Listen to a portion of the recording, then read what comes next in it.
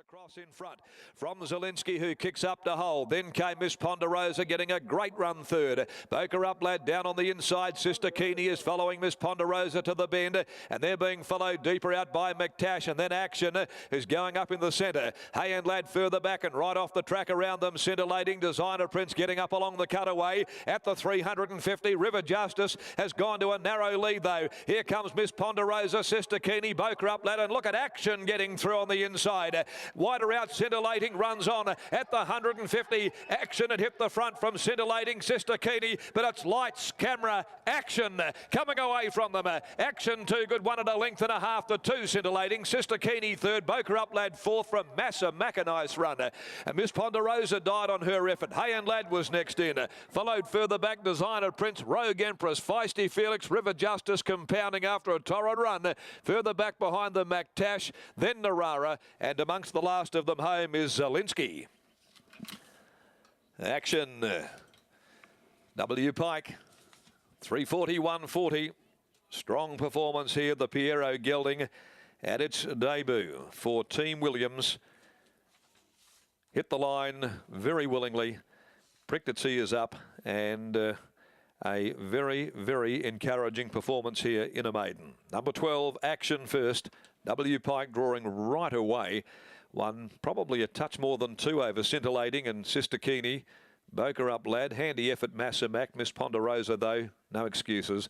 And she really weakened on a performance to finish out of the placings. 12, 11, 10, 1 they are. 12, 11, 10 and 1.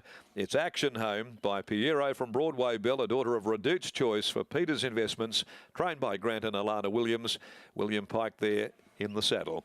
11, Scintillating, a Blackfriars We Own a Lady gelding for Nev and Carolyn Parnham. Santo Walliardo, Colin Loxton, trained by Neville Parnham, ridden by Jason Brown, second in.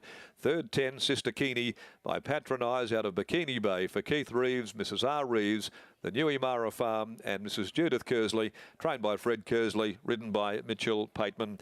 And Boker Up Lad, Madison Brown is fourth. 12, 11, 10 and 1 are the numbers, and a very smart debut performance here by this son of Piero in winning the Tab Touch Maiden. Race 4, the Perth Racing Twitter Handicap. 1700 the next this afternoon at 2:59. No changes, a field of 8. Winning margin, 2 lengths, 3/4, second and third. The time 1:19.60. And the sectional is a little slower than norm, 37.07 on this soft 5 rated track. It's a 37.07 sectional there, but plenty to like all the same about this debut by the winner, Action, athletic looking son of the former outstanding galloper in Piero. Let's go down to Matt Kelly, who joins us now, and as much as one could expect from a maiden first up there, Matty. Yeah, absolutely, Darren. I've got Bob Peters who joins me now. Bob, a nice couple of trial runs and a nice debut win as well. Yes, it was nice to see, and you know, I was a bit worried because we've, you know, invested in Piero, and I think everyone expected him to be throwing 2-year-olds, but I've always thought that he would be a middle distance sort of sire based on his pedigree, and that fellow today showed us that I could have been right. Well, he's a half-brother to a horse named Western Bell, who was placed 3 times on the wet. So on the rain-affected ground today, you probably didn't have any concerns? I wasn't too worried. I don't think the ground's too bad anyway, is it? I didn't even think about that. Didn't look that way from the win. What do you do with this fella now? Well, as I said, I think he's a horse that'll get over a bit of ground. I'll have to give it a bit of thought whether we persevere and go on now, or whether we look at coming back in the autumn for the longer ones. So I'll give that a bit of thought and see. But at the moment, we'll probably, you know, at this stage, probably give him another start. And we saw in the first couple of races that the winners tended to stick closer to the cutaway rail. It appeared to be a smart move there from William, getting up along the inside.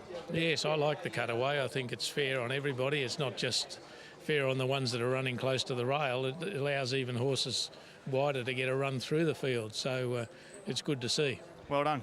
Thank you. Bob Peters there. We've just had William Pike race. Oh, he's going to come back and have a chat. I thought he was going to dodge us for a second there. Very pleased, no doubt, with this debut. William, we'll just have a quick chat, mate. A nice effort from this fella. He's pretty smart. Yeah, it was a nice effort. He's been a little bit backwards in his trials and a bit hard to catch, but I think that second trial really put him in good place for this race, and he's picking up quickly. Oh, we asked Lucy just after the running of the second race, the cutaway. Is there any advantage coming up the inside, or is it just a matter of your horse being too good? I think in this particular one, I think my horse is a bit too good. The cutaway feels a little bit useless. It feels like it comes too late. I think I got lucky to get away with the way I rode and got able to cut all the way back and had a horse with a nice turn of foot. Nice win, well done. Thank you. William Pike, another winner for the Wiz, teaming up again with Bob Peters as Action debuts a winner here in race number 3.